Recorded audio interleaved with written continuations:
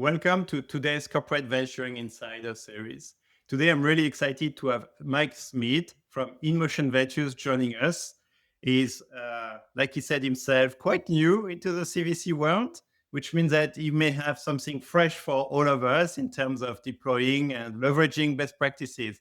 Mike, welcome. Hi, Nicola. Thank you for having me. So, Mike, I always like to start with how did you get into corporate venturing? You can go as early in your life as you want, all the way to InMotion Ventures. Well, when I was five, no, I'm kidding. No, I think like many of us, I think I ended up in corporate venture capital a little bit by accident. My professional background is a finance professional. That's my home kind of function, and I know a lot of us come into leadership roles in CVCs from different functions, and mine was finance. I joined the Gillette graduate scheme back in 1998. So I'm showing my age here. I'm quite old when it comes to this world. It sounds young to me, so you're fine. And all the way through my career, up until even my role previous to this one with the company, where I was the CFO of JLR's joint venture in Shanghai. So working with a Chinese OEM to produce 5 vehicles for the local Chinese market in a factory about an hour and a half away from Shanghai. And but up until that, so even to those points, I've always worked in and found myself in situations where I've been on the periphery of the large corporate organization that I've been employed by, rather than in the core of the business. So even my first graduate placement, I was in a factory working in the factory accounts rather than in the head office. And through, as my career kind of progressed, up until Walgreens Boots Alliance, so the company that owns Walgreens in the US and the Boots pharmacies in the UK, working in their global brands operation to take brands that we had provenance in the UK into Walgreens stores in the US and beyond. So found myself always working in those types of organizations. And also as a finance professional as well, you get used to having one foot in the leadership team that you're part of, and one foot in the finance organization. And also I found, again, quite by accident, not deliberately, I had worked in Frankfurt, in Geneva, in London, in Shanghai, and in New York, but never for a bank. So somewhere, somehow, investing was always going to kind of come and find me. And I think that was a large part of taking this role on. So I'd love to say that I had this kind of glorious career path into venture capital and corporate venture capital, but it didn't quite work out that way. There's one thing you've mentioned that I never had anyone mention before, which is you've been on the periphery, not in the headquarter, not in the core business. And you could argue that maybe this is a good practice or a good experience for you to be a corporate VC, which is kind of on the side, but at the same time super strategic, or it should be. So, how would that experience shape the way you work today? I think it's definitely shaped me. I would say sometimes good and sometimes kind of bad. I think I get used to being punched in the face from two sides. So either you're being too corporate on the one side, or you've gone too native, or things like that. But what it really taught me was the ability to translate. So to translate from the periphery function I was working with, typically it would be with very creative and entrepreneurial people, but helping them translate into the corporate objective. And likewise, from the corporate side, providing that team with credibility, because I had a good standing within the finance function in all of the companies I've been within, including JLR. I've typically worked for the CFO, so they've known me and they've kind of put me into those positions because they're really looking for me to build bridges between what the corporate is looking to do and then what the fast ed growth engine of the business is also kind of trying to do as well. And also being the father of two teenage daughters, I get quite used to saying, look, this is for your own good. You might not like it right now, but one day you're going to thank me. And that's how I think of my role as CVC. This is really interesting. Okay, but I like the you mentioned the word bridge. I think CVC is a bridge, and the fact that throughout your career, you had to be that bridge. However long that bridge was, I can see how it was helpful for you to be in a CVC where at the end you're far from the headquarter, but you're also very close to the headquarter. And like you said, sometimes you're too close, you're too far. It's all about perception. No, completely. And as you know, with a parent company that is thousands of miles away, quite often you are the representative. You are the one that is your parent company's representative in, whether it's in a joint venture like I was, in with JLR, or even in Walgreens, where we were part of a division which worked across different markets. And it was really important that, you take that responsibility very seriously, but it also does sometimes feel as though you have two jobs, or sometimes in our case three or four or five, but gets you very much used to that kind of way of working, which I think it's really important when we talk to our portfolio founders. They really appreciate the opportunity to have a discussion with someone who can help them be balanced, help the translation of you know how did that discussion go, what were some of the things that were mentioned, and how do I translate that into something that I can take away. So it is definitely a skill set that I've used to definitely to my advantage, and the one that shaped, I think, the way that we've kind of steered in Motion Ventures over the past 3 years, as you say. Now let's talk about your financial background because clearly being in charge of finance for a company, large or small, where you're following a distribution type of outcomes is very different discipline from a power law type of outcome. But maybe the corporation doesn't realize it's so different. So tell me about your background, how it's shaping you to be an investor, and how you have to adapt yourself, but adapt the corporation in terms of expectations. Yeah, it's been a really, that's probably been one of the biggest transitions of turning from someone who always said no to someone who said yes, but what can we do? That was the biggest thing for me, was becoming an optimist, which is what we have to be in our lives, as you say, with when we know that 90% of the things that we do, will be lucky if we get our money back. It's quite a different switch. But I was really looking for that. I think I've typically worked in industries, whether, I mean, I'm old enough to remember when the when internet shopping just first started, and when we were in Boots, the finance manager of our internet business came to and said, look, we sold £500 this week on our online channel, and he was so excited about it. Whereas now that's about 40, 50, 60% of the sales, sometimes. So I've seen things grow exponentially. I've seen that when we, again, in Walgreens, Walgreens has lots of different pharmacy chains across the world, whether that's in South America, North America, as well as in the Middle East, Asia, and Europe. And really being part of that, where really growth is part of the DNA. I've always been part of those high growth units, as opposed to spending my time with a red pen and going through, as you say, the kind of the corporate Okay. development approach to kind of investing. So I've had a bit of luck on that side, if you will, and also spending 2 years in China, where everything is about growth and possibilities and optimism. That really gave me the steer into coming into this role. But it is an important point that you have to be clear that whilst the power law exists, you go into every investment believing that that's the one. You don't go into an investment thinking, well, that's okay if this is one of the 90%.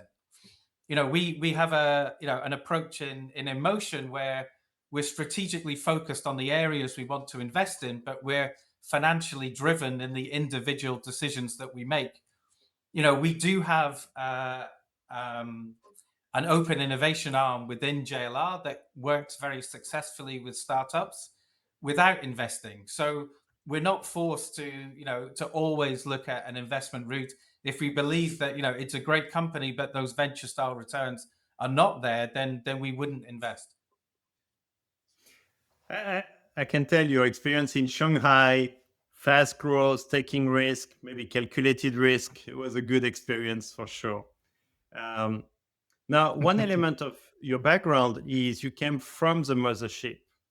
And also, I know that InMotion Ventures started in 2016. So you didn't start InMotion Ventures.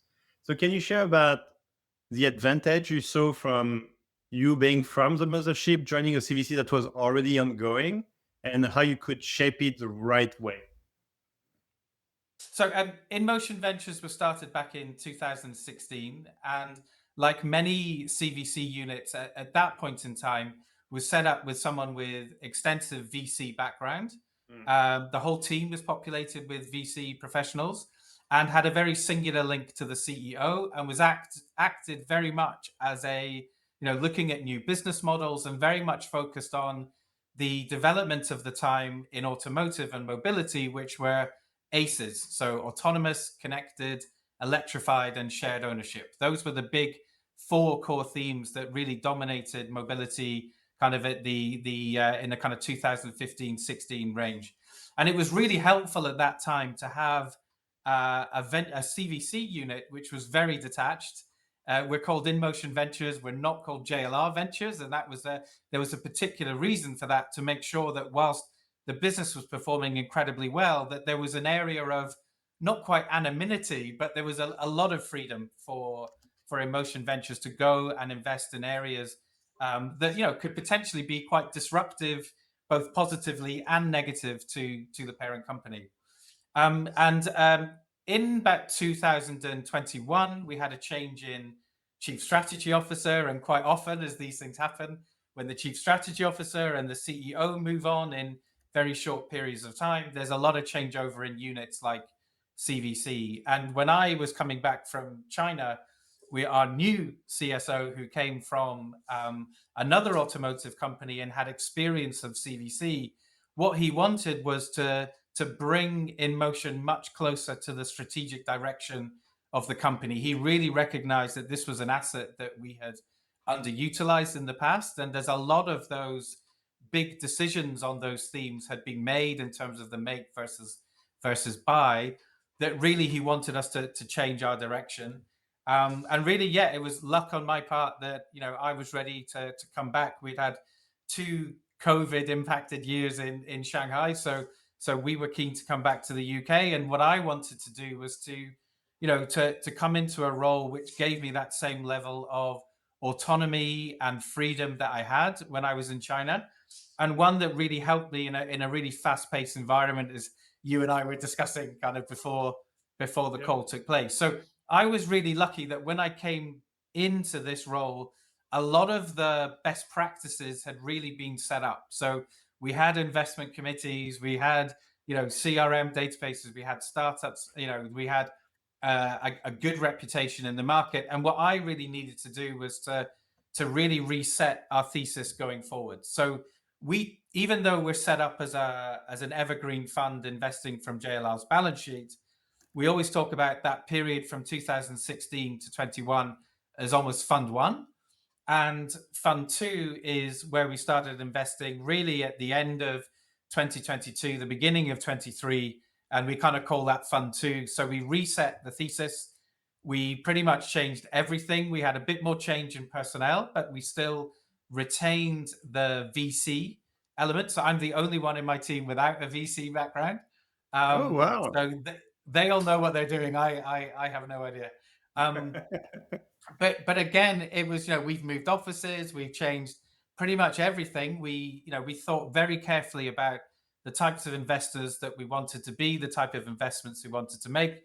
We spent a lot of time with the parent company and those business units, really kind of clicking down into exactly what it was that we were going to be doing. But we also spent time really learning from people who've been doing this a long time, including yourself, from the stuff that you've put out, and the great people at GCV as well, to really help on the best practice of how we can move really quickly. So as a corporate, we know that we're never going to quite hit the 48 hours from first call to signing a check, because there are elements working in a very highly regulated industry, like automotive, that we need to be a little bit more careful than some of our VC colleagues. But we have managed from 4 weeks, for example, from first call to signing a check, which we think is pretty quick from a kind of a corporate perspective. And those are the types of things that we've really refined.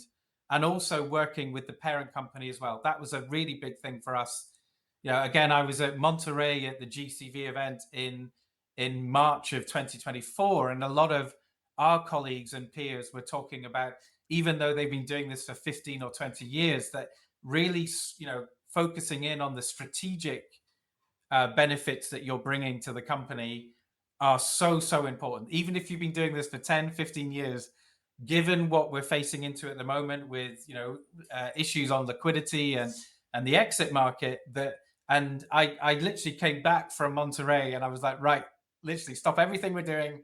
Let's get really clear on strategic. So we rewrote our investment memos. We made it very clear about the strategic rationale for our investing and what we were going to do. What were the commitments that we were going to make, so that when it came to a follow-on decision, or if it came to a situation in which that company did not succeed, we could still look back on it and say it succeeded because of this. And that's been a Yeah. really important shield that I walk around with the business with, because as you know, things are, they're quite difficult at the moment in a lot of corporations, and ours is no different to that. So we're competing for very scarce resources, which means that you've got to be really clear on why you're investing in a company. And I'm lucky that I've got people in our C-suite who really understand corporate investing and the power law, but they still want to make sure that we're being responsible as well. It makes sense. I'm just thinking Jim and the GCV team must have been so smiling at what you just said. You went to the event in Monterey, and then you changed your mind and came back and start making changes from attending the Monterey event. I'm sure they would be very happy to hear. And I'm not on commission, Nicola, either. You're That's not the on thing. commission, okay? No, I'm not. I should be though. I'll let me have a chat with Jim after this. I've seen videos of you promoting GCV, so the But it, assumption would it's be fair. what I would say, and I know that I know that a lot of your kind of audience is based in the US, but and you know this as a fellow European, it's really important that in Europe, in the UK, in France and Germany and other European countries, that we've really got to learn from our American peers, because they are so far ahead of us in terms of how CVC is perceived.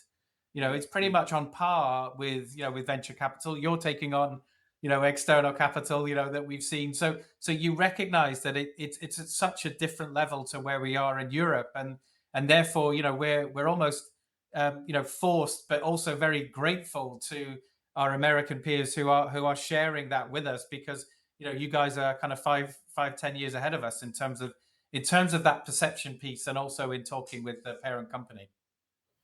I think geography matters a lot in venture capital. And I think if a CVC is based in the Bay Area, you end up learning from local VCs who have the power law nailed down and they understand superpower and bringing value to entrepreneurs, making bets, fund returners every time, even if it's a small probability. So I think you're right that having a global, I mean, it's called GCV with a G for global. I think it really matters to learn from each other best practices. That's also why we do this podcast, because everyone around the world can just listen and learn from you and from many other practitioners. I want to go back to that CSO change in 2021. So do you report to the CSO?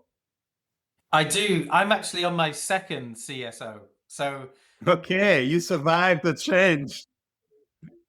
I know, yeah. I'm on my second CEO and my second CSO. So but I'm also at my 3-year average, and as we know, that's a very dangerous place for the leader of a CVC. Well, good luck. but so what I find very interesting about InMotion Ventures is that you started in 2016 with the Fund One, what you call Fund One, which was really about exploration, this kind of really aspirational mega trends with the ACES acronym you just mentioned earlier. And in 2021, you kind of pivoted to a exploitation mission, more towards direct value to the corporation. And I want to understand, or maybe hear your take on this Fund One portfolio companies, this exploration type of companies have matured over time. So now they would actually probably be more of an exploitation type, to help the corporation, together with this fund two, which is your evergreen process for investing since 2021 more into an exploitation type. How do you see the older portfolio companies and the younger portfolio companies contributing to your corporation? Yeah, I think that's a great question, and I think we see it as a definitely an evolution. So as you said, there were some really key mega trends that were happening, at the end of the kind of 2015 through to that 2020 period. And it's also important to say though that at least 10 of those companies from that period are still active within our portfolio and are working very well and successfully with our parent company. Some of them are, they have commercial agreements in place. Some of them are, going through the procurement hell, we call it, where they're going through the various processes with our lovely and engaging procurement team, which everyone loves.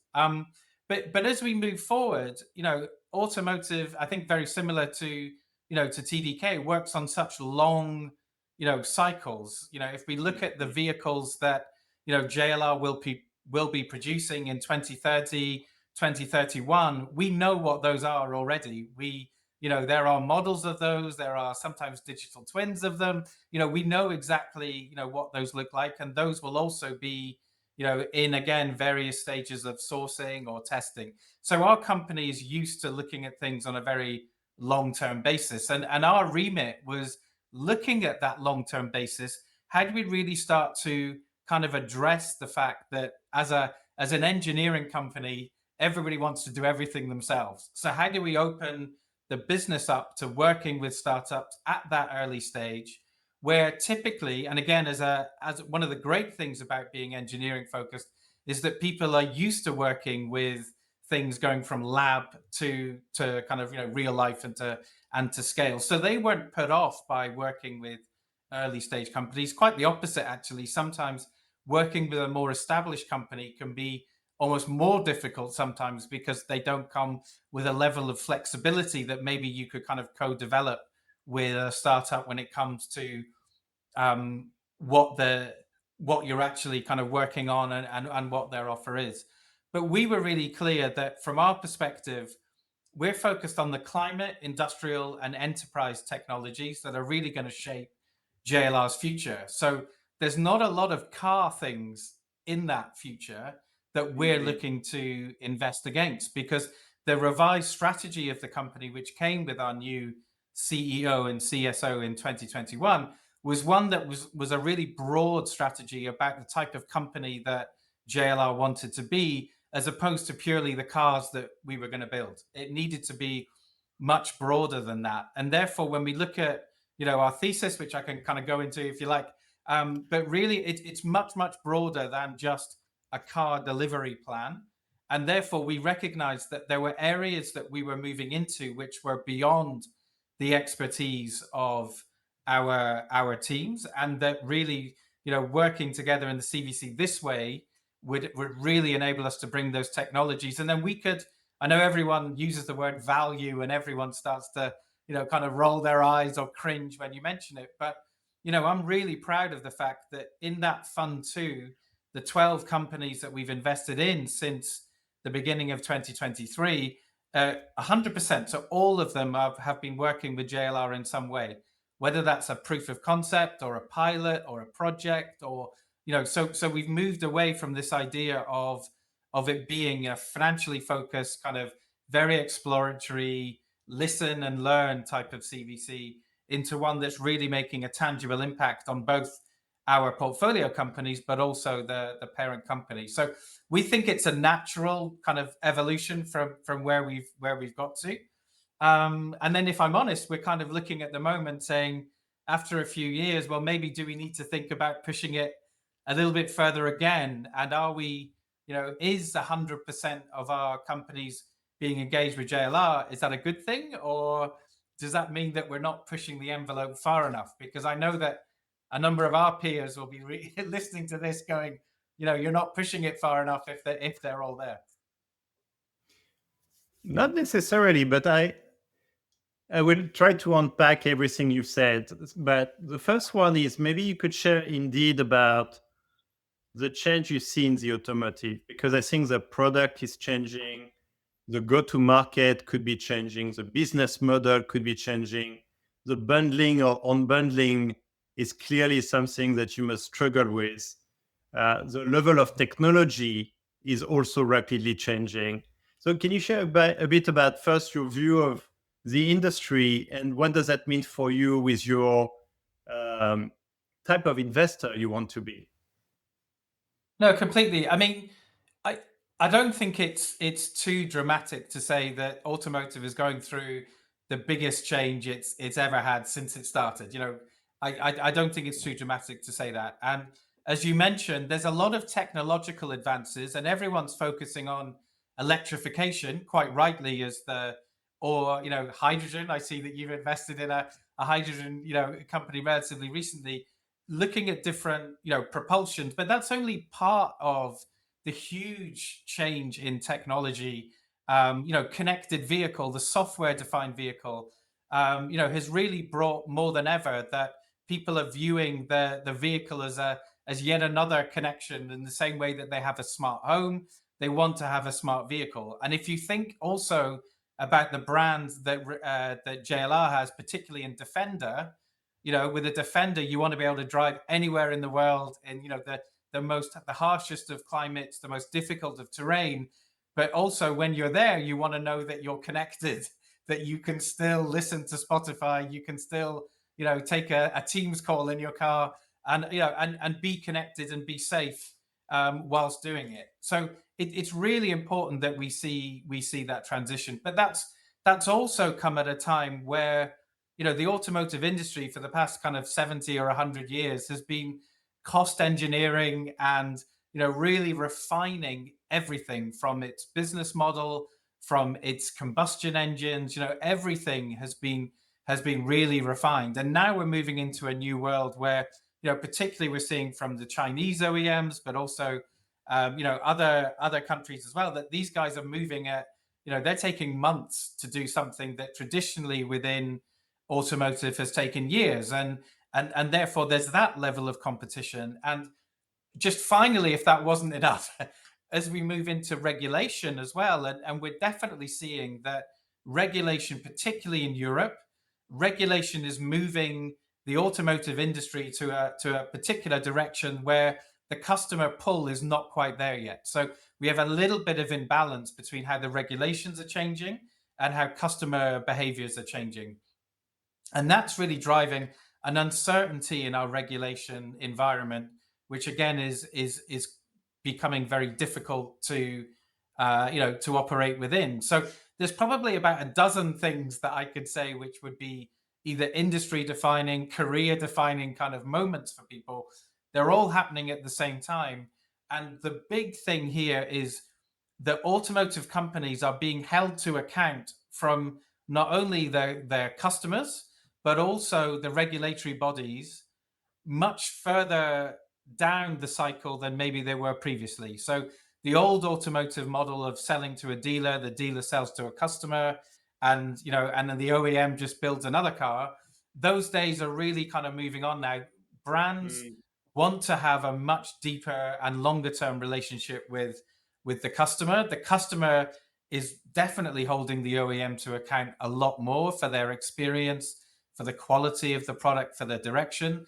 They want to feel that connection with the brand, particularly as JLR and others start to move into much more of a luxury, brand positioning. So there's all of these things are happening at the same time, and if JLR was to go, or any automotive company was to try and build teams to address all of those things themselves, then we would end up with 1 million people working for JLR rather than the 40,000 that we have today. So really, that's where I think in levels of uncertainty, in areas where there's so much going on in universities, in labs, in the startup world, in and also beyond the UK. We're an automotive company based in the UK, but really, whilst almost I would think 80% of the vehicles are made in the UK, only 20% are sold in the UK. So 80% are exported.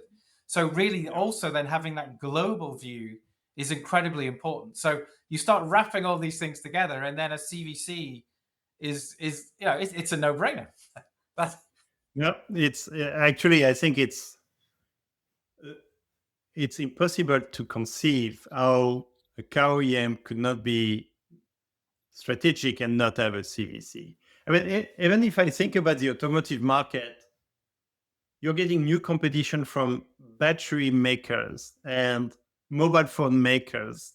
I mean, if you think about Xiaomi, 5 years ago, I don't think anyone could have thought a mobile phone maker could become a car maker and make amazing cars. So I think there is something to say about what consumer want and how fast the industry is moving. And that comes to one of the things you said earlier, and I want to understand that better, which is you spend a lot of time with your team to think about what type of investor you want to be. So let me ask you, what type of investor do you want to be? We wanted to be good to work with. We wanted to deliver on the promises and commitments that we made, and we wanted to be exceptional investors. Those were the three things that kind of held us. And I think in this industry, I'm beginning to see as things get more competitive, and as we were kind of talking about a little bit earlier, things, we're starting to see some pretty bad behaviors in certain instances, and therefore this industry is full of people who are talking about what they're going to do. They say a lot of things, but actually what we wanted to do was to deliver on that, and to make a tangible impact. And we didn't realize that being good people to work with would be as much of a USP as actually it's turned out to be. And when founders do their diligence on us, because they do, that's typically the referral that they get is actually, when they talk to other investors that we work with, whether and also startups in our portfolio, they really recognize that we're building. We haven't built one. We're building a reputation. I hope that is one in which we're really delivering on that. And I think that's something where, again, going back to the point right at the beginning of the conversation, credibility is such an important thing. And we all know that we're working in an industry where not every single thing that we do is going to work out. But how do you get from even before your first call all the way through to an exit, and whether that exit is the exit we all wanted, or one that didn't quite play out the way that we intended, you can still have an amazing relationship with people all the way through that process.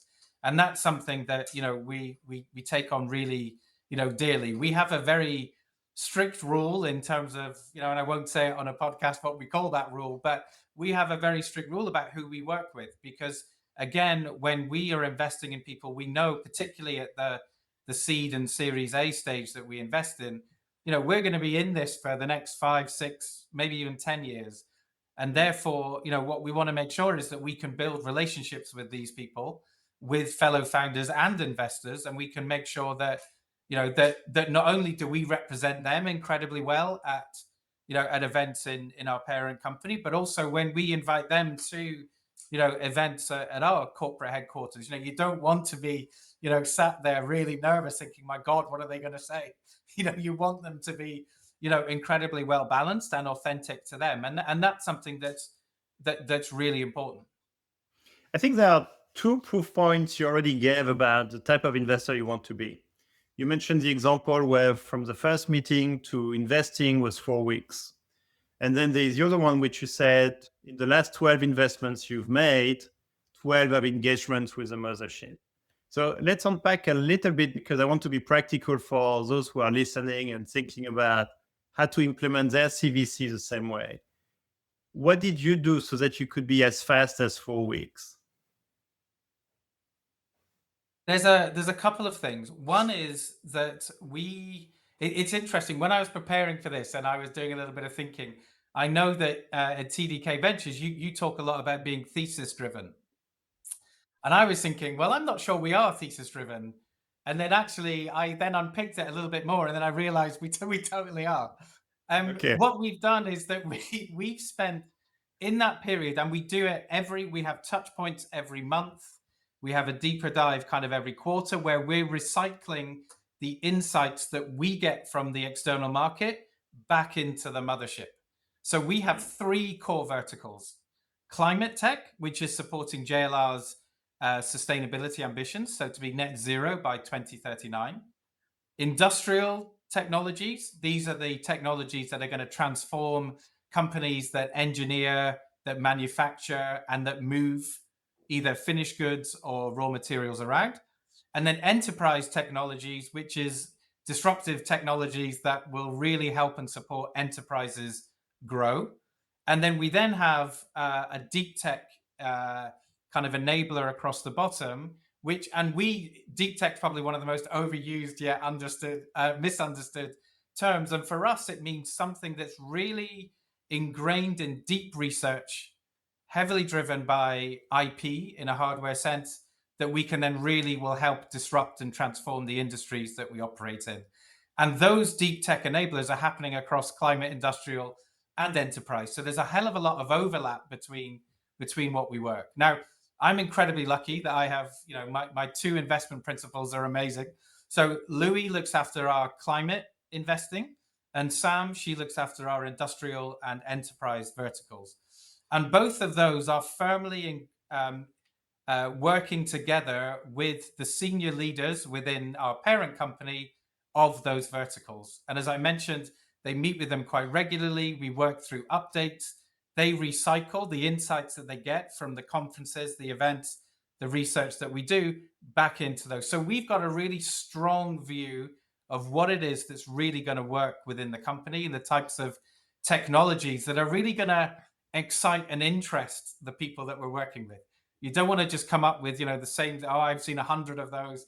Please don't show me another one. So we've been through that filtering process to really understand it, which means that when Sam, Louis, or myself, call someone and we say, we've met someone, I need you on a call in 48 hours, then it happens, because they know that what we're looking to them is, we've already spoken to the 99% and we've discounted them. We want to bring them the 1%, and then we'll invest in the 0.2%. That's the real bit of us.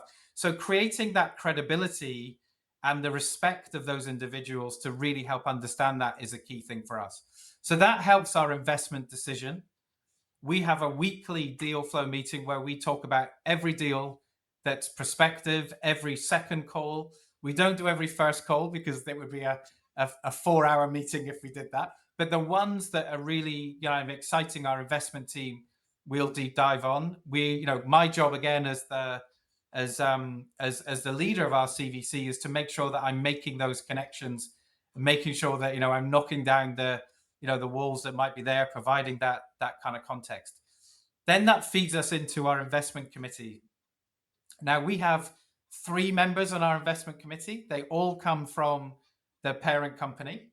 One of which is our CSO. So we have our JLR board member who's on our investment committee, alongside another member of the strategy team and the finance director for our area as well. So those are the 3 individuals that we have.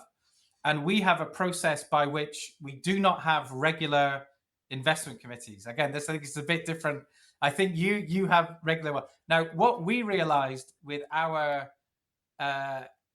board members is that it's much easier for me to get in their diary tomorrow than it is in 3 months' time because of everything changes. So again, what we're able to do is we have an investment committee that we can pull together incredibly quickly. And we have 2 investment committees that we have. One is where we officially make the decision, and that is a board meeting. And as a subsidiary of our parent company, that is a governed meeting, which is governed by our company secretarial. It is very official. And we have to say, we have to be very careful about what we say and the minuted and all of those things. But we also have a slightly less formal investment committee where it's the opportunity for us to bring other people into that meeting to really kick it around and to kind of discuss it. And typically what we would do there is we would discuss the the investments that we are ready to go to our investment committee for approval, but we also say, look, these are the things that we've seen, and we would do like a what we call a one-page investment memo, which has 4 quadrants on it. What is the company? What do they do? What's the financial terms of the investment? And why should InMotion Ventures invest? And once we've satisfied those 4 quadrants, that's the type of discussion that we have with our investment committee that says, look, tell me all your biases. Tell me that, you read something in the newspaper a week ago that said, AI agents were all frauds. What do you want to know? So that it enables us then to build that investment memo that not only is tailored around the specific decision, but also overcomes some of those biases that some of our investment committee members will bring into the room. Very nice. So actually at TDK Ventures, we don't have regular IC. We have them only when we have an investment decision to make. And I think that was very deliberate. And the real reason was to keep every investment committee meetings exciting. And if you have regular IC, I fear that you end up not showing anything exciting from time to time, and then it becomes boring, and then you start to disengage the IC. When you call them and there is a decision to make, and they only have 80 minutes, and they have 20, 25 minutes when my investment lead will be presenting, and then they can ask questions, then they have to challenge, and then they have to vote. This is really exciting. This is highly strategic. They learn a lot. So the ad hoc element to that was, for me, the reason why we only call them when there is an investment decision to make. Now, I have a question for you. Do you need all 3 to vote yes, or 2 is enough? So we have 2 types of decision. So if we have an investment committee in person, I need 2 out of 3.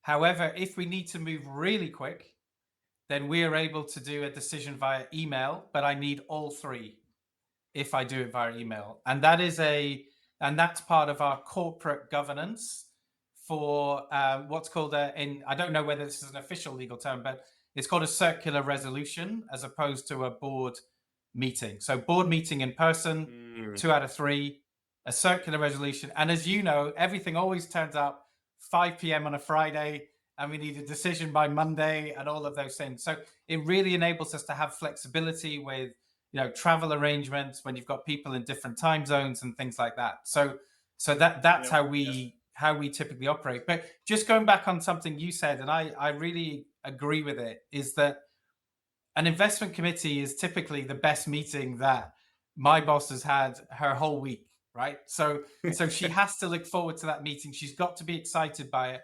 And also she's got to know that for me to want to come and bring something, that it's past every single hurdle that I put in place for my team. So then that enables her to get excited. And we've even got our finance director excited about quite a lot of the investments that we've done as well. So it's really important from that perspective that you keep the energy levels. And I completely agree with you that I think the idea of having a standard one, I think it would lose a bit of momentum through that. But there are other ways that we can engage our IC members through our internal communications and through our updates and things to make sure that they're up to date with what's going on and what we're seeing, which is sometimes more important, is what we're seeing, the themes that we're picking up, the cluster of ideas that we're kind of seeing, particularly given the fact that we have Will, who's based over with you in the Bay Area. We have Maria based in Tel Aviv, the team based in London, who also cover Europe as well. So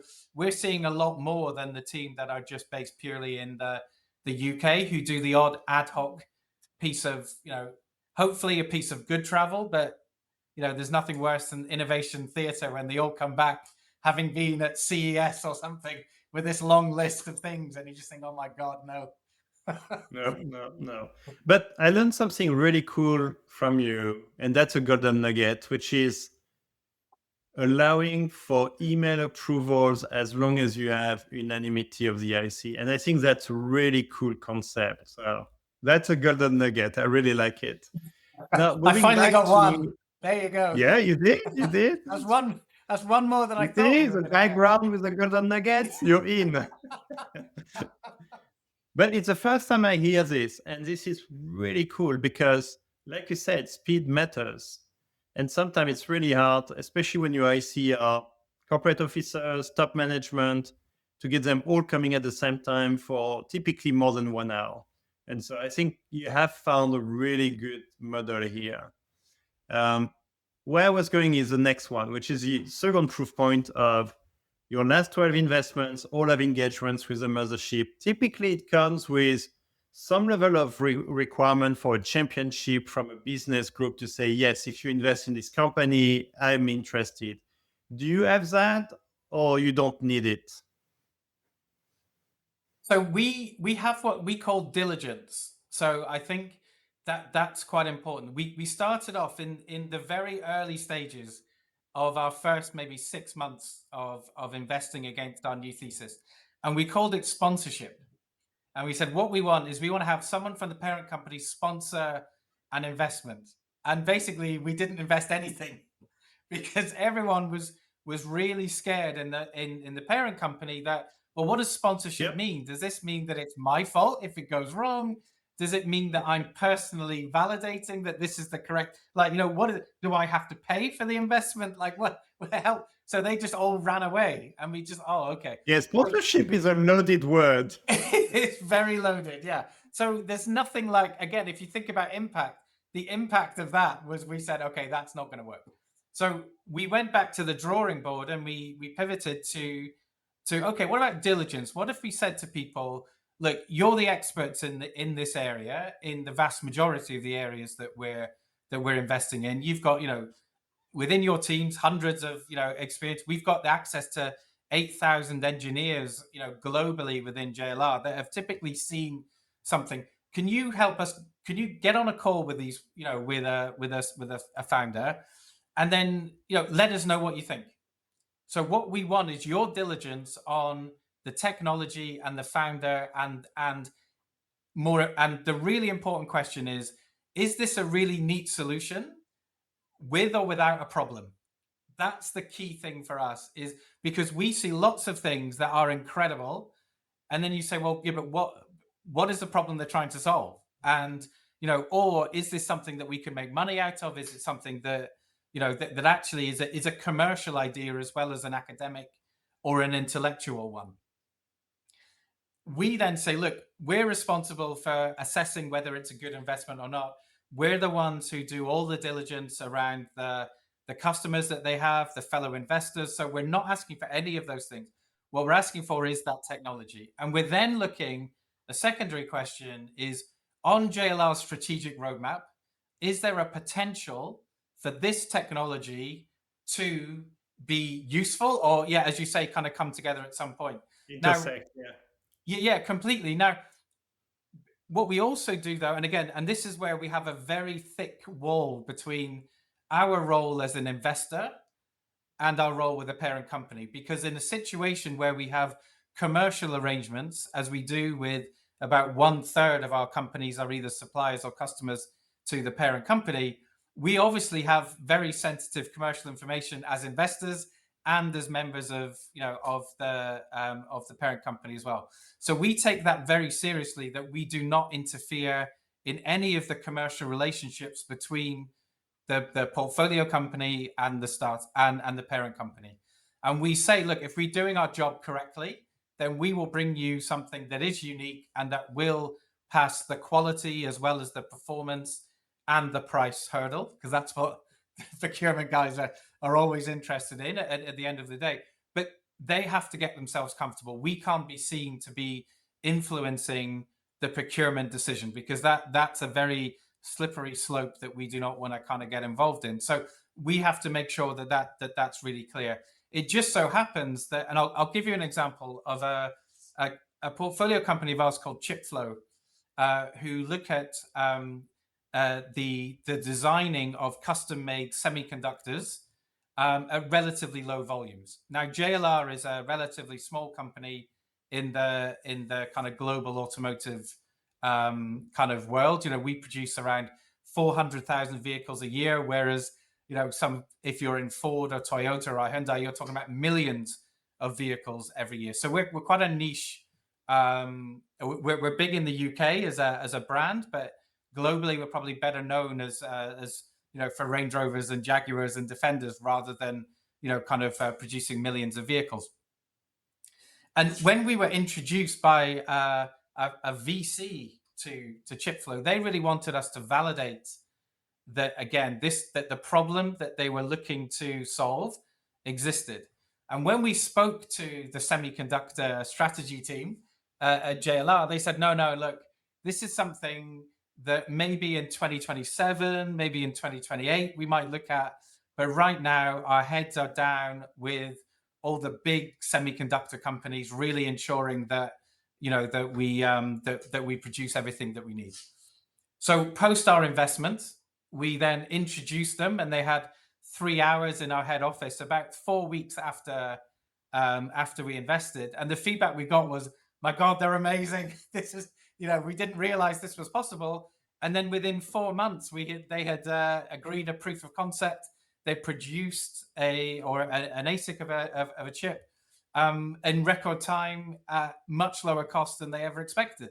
So immediately, that was something that we went into it thinking, that intersection between the parent company and our portfolio company, we were really, comfortable that this was a couple of years down the line, as was the team at Chipflow as well. And all of a sudden, things came together a lot quicker. And I think, again, that's part of our role. And it's also a beautiful success stories for you to show to other business group leaders as well as entrepreneurs. Now, you gave me a second golden nugget, I think, which is the use of sponsorship can be problematic. I think leaders in your mothership might feel like it's too much commitment or expectations that would then stifle the opportunity for engagements and assessment. So I really like the way you've described it as diligence. Now, what's interesting, and you've said it earlier, everyone in your team comes from VC. They actually, as far as I understand, they don't come from the mothership. And so I think it somehow makes sense for you to leverage the mothership for diligence because you don't have people from the mothership in your team. Can you speak to the value of that model? Because most of the CVC I know, they try to do a mix of people from the inside and people from the outside. But it seems like you're the head coming from the inside, but everyone in your team is really VC trained. But the diligence, which is more functional and technology, is from what you would have called sponsors, but you don't call them sponsors.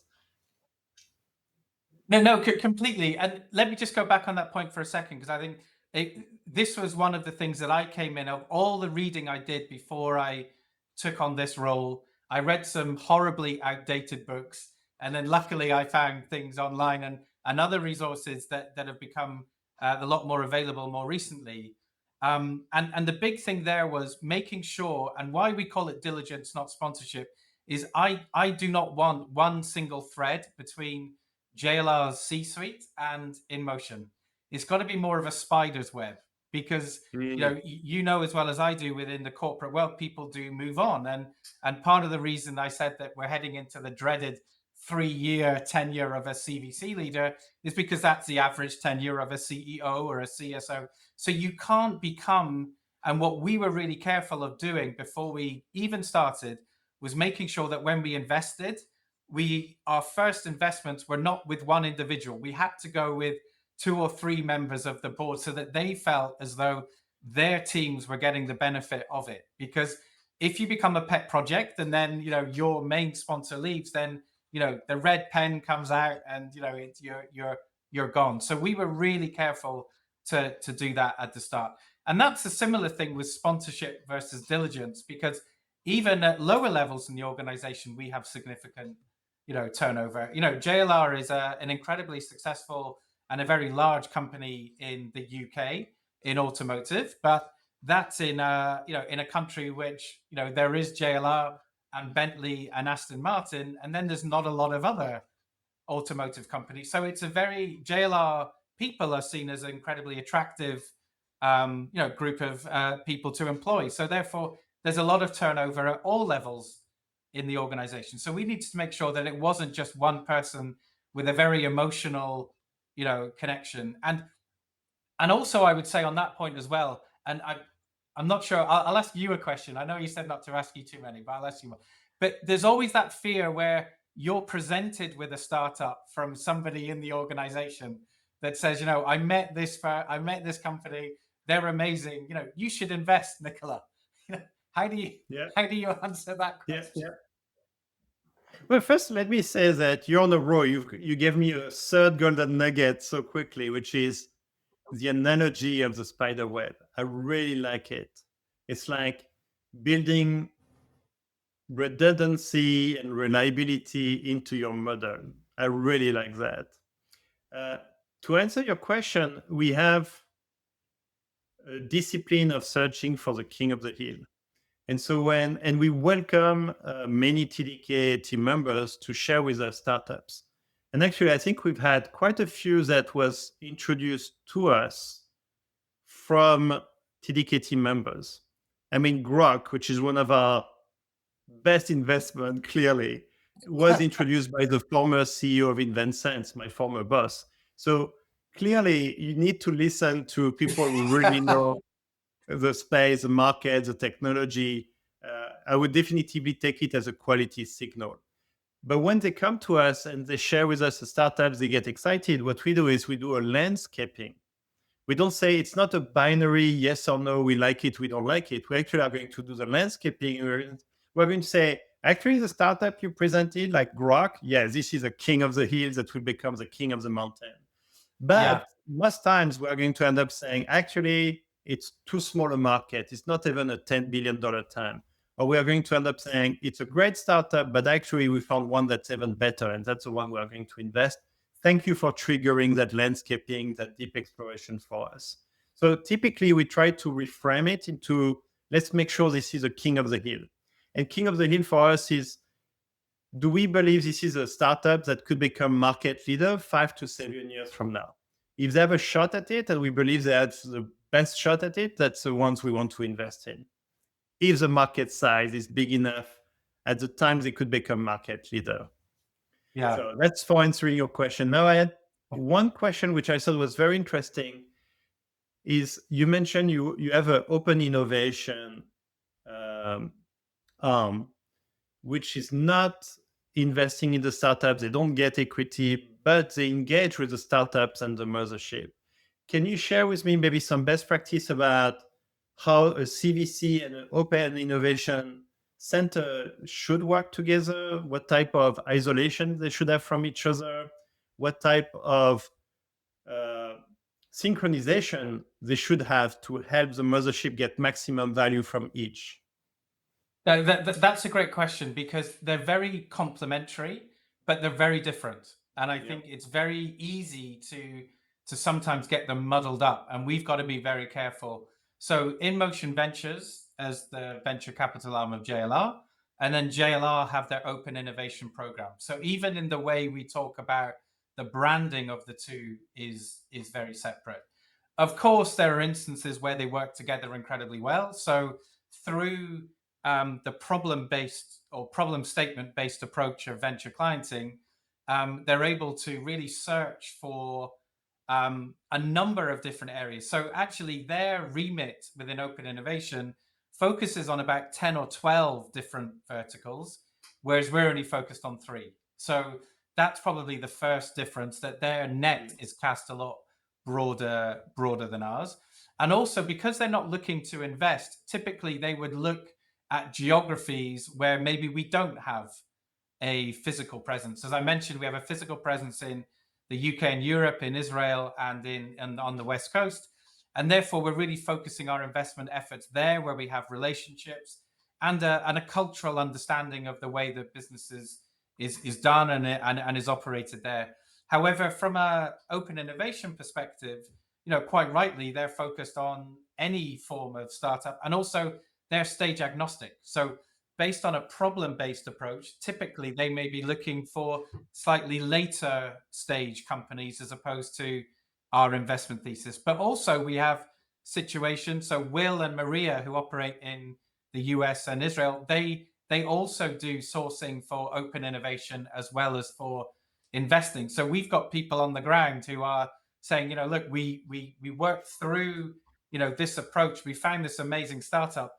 It's really in thesis. Maybe we should have a look at that for an investment as well. But again, we're very careful not to mix, the oil and the water, because it's a very different thing. And also, we don't want to, again, put too much pressure on a startup by starting to merge those things together. Mm-hmm. But of course, what better endorsement of a startup's technology than if your parent company has run a successful proof of concept or a pilot, and there's an investment opportunity off the back of it. So again, we look at those things complementary, but so careful to make sure that when we're talking about them both internally and externally, we're very clear that they're very separate disciplines.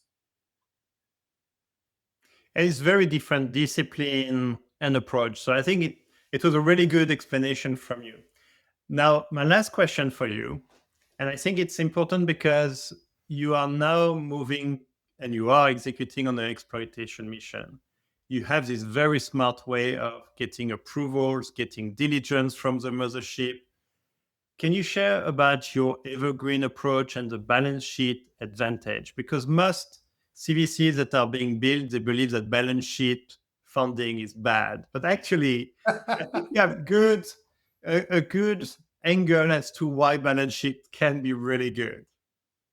Yeah, so it was never really a thought of ours to approach it as a fund structure. I know there's been some studies that have been undertaken that there's typically a very favorable view from investors, whether that's kind of debt holders or public investors, if your parent company has a discrete fund, and I think there's backup to kind of show how people react to that. From our perspective, we really appreciate the flexibility that our evergreen structure provides. So to make it clear to people, the way that we're structured is that we agree an annual deployment level from our parent company, and our board, as a wholly owned subsidiary of the parent company, has ultimate discretion up to that amount every year to invest on whatever it is that we want to invest on. So we've aligned the thesis, and now it's investing and deploying capital against that thesis. Clearly, the parent company will always ask us questions about why you've done that and all of those things. But ultimately, the decision rests with the three members of our investment committee and ultimately the board of directors of InMotion that I report into. So that provides us with a level of flexibility such that I don't feel under pressure to deploy all of that money. And our annual cycle goes from the 1st of April to the 31st of March. So I'm not one of those CVCs. And by the way, I've heard of them who run around in February and March and say, like, what have you got? I've got to deploy X amount of million into something. Otherwise, I lose it. So we don't have. I've been involved in those conversations with other people, and that's never going to end well. But the key thing for me as we go through is that brings a very adult conversation with our parent company, and also what it's enabled us to do, where there have been a couple of instances where we see a really good investment, but we would need to invest a certain amount of money, which would maybe be 30, 40, 50% of our annual capital deployment amount in that year. And the parent company has given us the discretion to say, yep, okay, we will give you a little bit more money, to do that. And typically what would happen there is, with a little bit of Excel magic, we can move some budget from one element of the parent company into our line. And that gives us the flexibility to do that. And we've seen, as things get quite difficult at the moment in kind of investing, and we see that there are some pretty harsh terms coming through certain term sheets as we get into the later stages, that actually having that flexibility to maybe follow on in an investment where we don't have to have that discrete level of reserve is really quite important. Very, very important. Mike, thank you for this interview. I think you shared with us a really cool design, very thoughtful design for the goals you set for the CVC. And some of them were truly new to me, and I thought that was really, really cool. So thank you, Mike. Thanks, Nicolas. It was a great pleasure to talk to you.